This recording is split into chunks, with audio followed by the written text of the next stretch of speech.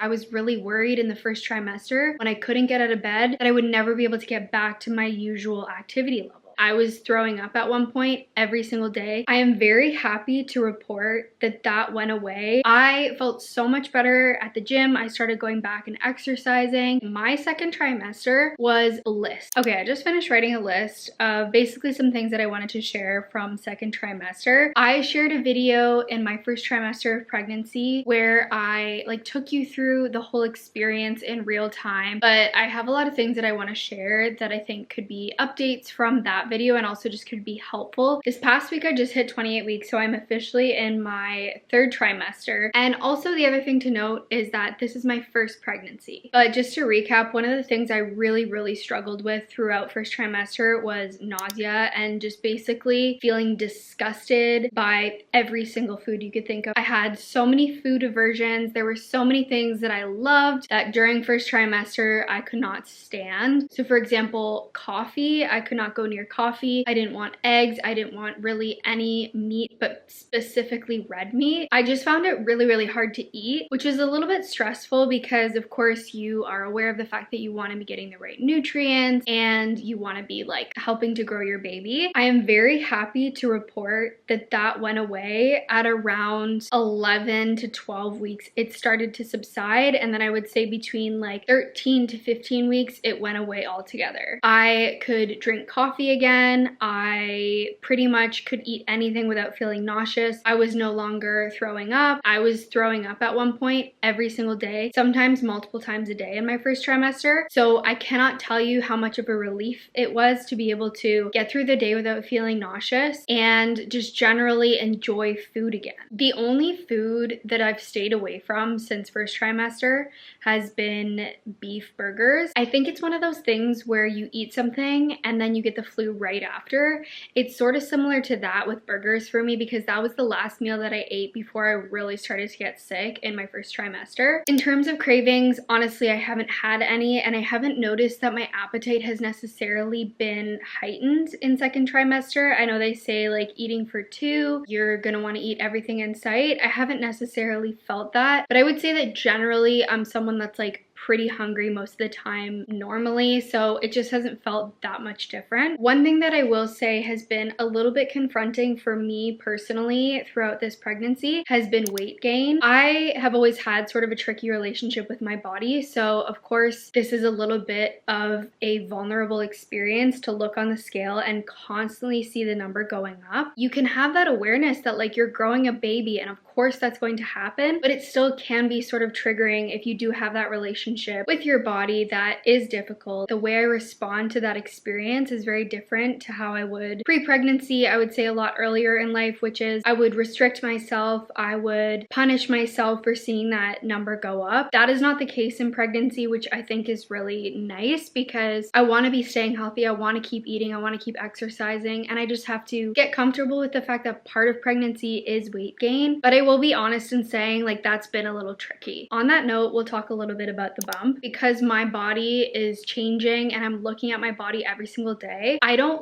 feel that I'm getting bigger and I don't notice it as much. I really didn't notice my physical appearance change much at all in the first trimester, and I felt like I was a little slow in growing. At first I was a little worried because I would see other people that were at 8 to 10 weeks and they'd have this bump already and I had nothing. I talked to my midwife about it. She reassured me that everyone grows at a different pace. Some people don't even really show for the whole duration of the pregnancy. Every single one of our bodies are different. I'm very tall, so therefore weight is distributed differently than someone else. But I would say that around 24 weeks is when I really started to notice the bump in a major way. Of course, prior to that, it was noticeable. It kind of just looked like I was really bloated. It didn't really look like an actual baby. And of course, along with that, a lot of my clothing no longer fits. In fact, majority of my clothing does not fit. I have been very resistant to buying specifically maternity clothing because usually I actually like an oversized fit in my clothing. I figured that I could just buy larger sizes and then continue wearing them even post-pregnancy because again, I like things to fit a bit bigger. Buying things with drawstrings, buying loose kind of cargo pants, sweatpants, a lot of leggings. These are all things that I will continue to wear after And for me, I just wanted to buy things that would be comfortable right now, but that I could still wear after. I did at one point buy this like expander for my jeans. I don't really use it that often, although it does actually work. I'll leave a video here of me trying it on with my jeans. This is much earlier in pregnancy, but still at a point where my jeans did not fit me. I just generally find that like I don't want to be wearing jeans pregnant. I don't even really wear jeans that much when I'm not pregnant, but I really haven't been feeling that texture. I really want like soft, loose, baggy materials. Okay, let's talk a little bit about energy levels, because one of the things that I also really struggled with in first trimester was my energy. I was tired all of the time. I had a hard time getting out of bed. My exercise routine really dropped. I wasn't walking as much as I normally would, and I was worried because again, you want to be moving and you hear all this stuff about like it's important to stay active throughout your pregnancy, and of course I wasn't feeling up for it like at all. Around the same time that my nausea started to subside was when my energy levels came back, and I'm not sure if it's because I had just felt so low energy and so ill that I felt like so much better once my energy started to rise, but it almost kind of felt like I had more energy than I did before I got pregnant. I felt so much better at the gym. I started going back and exercising, a lot of walking. I really wasn't experiencing like huge dips in my energy throughout the day. I told my midwife this, and she said that second trimester for a lot of people is kind of like the honeymoon phase, because you're back to feeling pretty good with your energy levels and the nausea may have subsided, but you're not quite at that point where like you're really uncomfortable physically with your body changing and growing. And I would definitely say that was true for me. Like my second trimester was bliss. I really cannot complain. There were certain things that were uncomfortable, but overall, like I said, I almost feel like I felt better throughout my whole second trimester than I have in a really long time, even before being pregnant. So if you are in the thick of first trimester and you're feeling awful, just know that it is possible that that will subside and you'll feel so much better. If you're not in that boat and you're not feeling great, this is no shame to you whatsoever. I'm just sharing this because I was really worried in the first trimester when I couldn't get out of bed that I would never be able to get back to my usual activity level.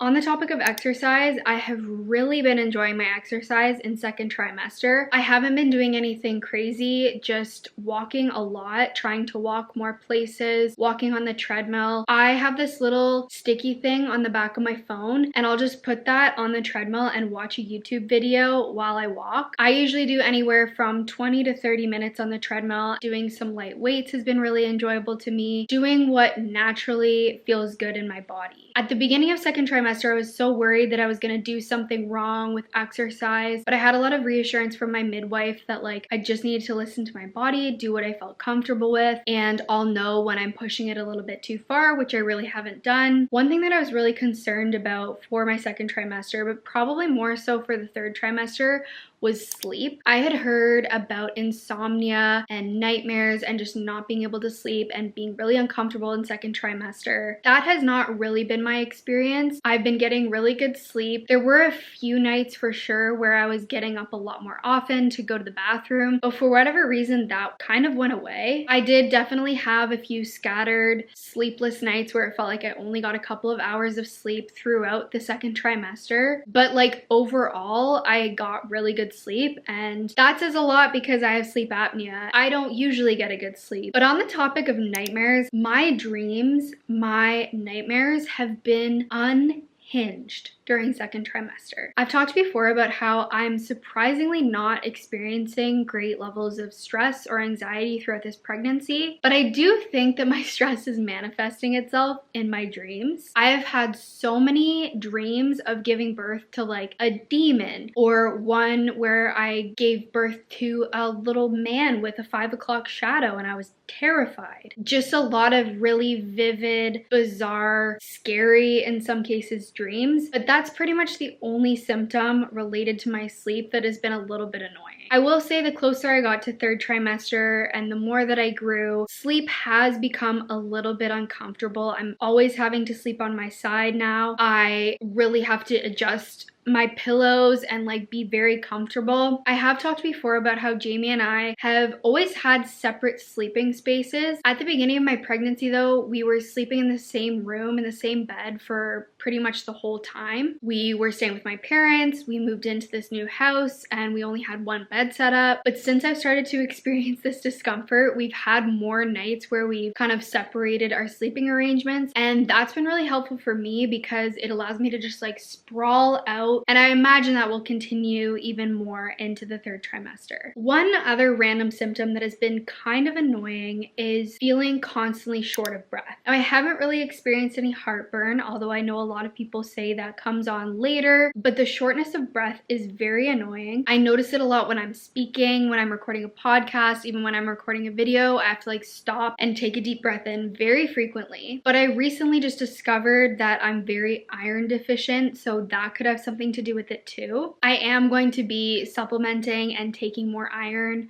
so I'll keep you posted on how that goes. Okay, let's talk a little bit about second trimester appointments. The biggest, most exciting appointment for us obviously was the 20-week ultrasound. This is where they check everything, all of the anatomy is in good shape. You can also find out the sex of your baby. Where we went, you couldn't actually find out in the appointment. You basically had to let them know if you wanted it included in the report, and then that report would go to your midwife or your doctor, and then they would tell you about the sex of the baby. Again, I don't know if that's different in other places, but that's what it was for us. Didn't really matter because we opted not to find out either way. One thing that really surprised me about that ultrasound is, first of all, how long it was, and second of all, that they don't really actually tell you anything. I haven't experienced a lot of ultrasounds before, but I kind of thought that they would be like talking you through everything, telling you, okay, like this is all looking good. But for me, and I imagine for a lot of people, that's not really how it works. The ultrasound tech is kind of just responsible for getting all the images and making sure that they have everything ticked off of their list, and then that would go on to be reviewed, I believe, by a radiologist, and then that would be sent in a report to your healthcare provider, which I was a little anxious about at first because you're laying there and you're wanting to find out, like, is everything okay?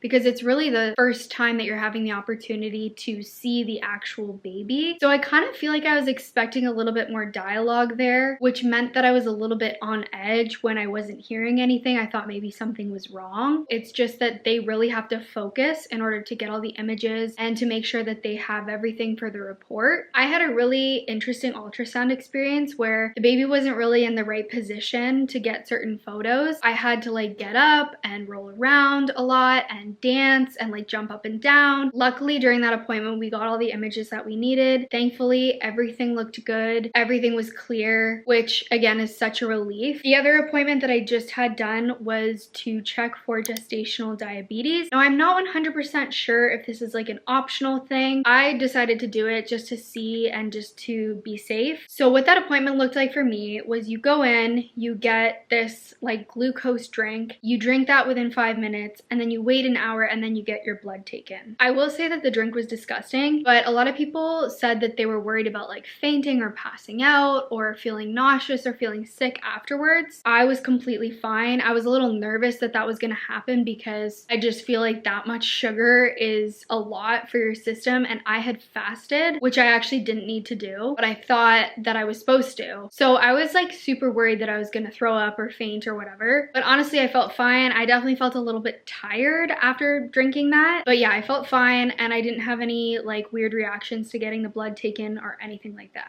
The last thing I'll say is that in the last few weeks of second trimester is when we started to feel like we really wanted to actually prepare for the arrival of the baby. Prior to that, we really didn't feel like we had to get a bunch of stuff. It just didn't feel real yet, and we knew that we'd have the opportunity to do that once we settled into our new home. I was super overwhelmed with all of the lists of what you need to get for a newborn and all of the things that I was supposed to be buying. I actually posted a TikTok where I asked people for like their top 5 newborn essentials, and the comments were actually super helpful. There were a number of items that came up in a ton of the comments, and it was just really helpful to hear people say like, you don't need as much as you think you do, don't stress about it. So we have started to prepare a few items, especially things that I've talked to friends and they've said that they really used it a lot. lot, and also people on social media, things that people have said they really used. And then I've also taken a few things off my list that I thought we were gonna need, but a lot of people said wasn't really that helpful. And again, if it does turn out to be something that we need, we can always go out and buy it. And one other helpful tool that I've really used a lot is babylist. They have a lot of lists on there of things that you can prepare, and they're categorized, so